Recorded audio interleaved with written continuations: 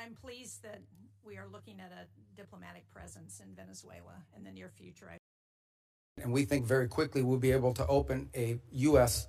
diplomatic presence on the ground, which will allow us to have real-time information and interact, by the way, not just with officials in the regime and with the interim authorities, but also interact with members of civil society, the opposition. We think we're going to be much further along. Rubio for being here.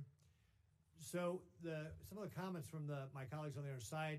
With Delcy Rodriguez, we've established what I think so far has been a very respectful and productive line of communication as we go through this stabilization phase and towards the recovery phase.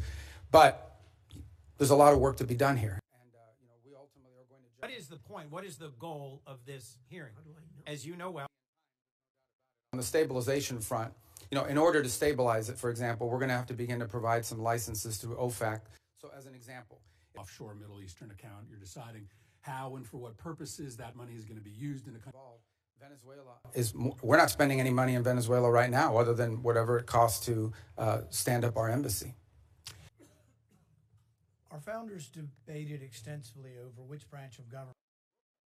On the third point of use of force, look, the president never rules out his options as commander-in-chief to protect the national interest of the United States. I can tell you right now with full certainty, we are not postured to, nor do we intend or expect to have to take any military action in Venezuela at any time. The only military presence you'll see in Venezuela is our Marine Guards at an embassy. Of Tim Kaine, the fact that we're 5 months into this and this is the first over. The Venezuelan authorities are now identifying ships that they want us to grab. In fact, about a week and a half ago, we grabbed one of these ships.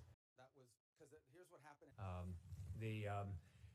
Cubans, Venezuelans, Nicaraguans, basically everybody in Latin America.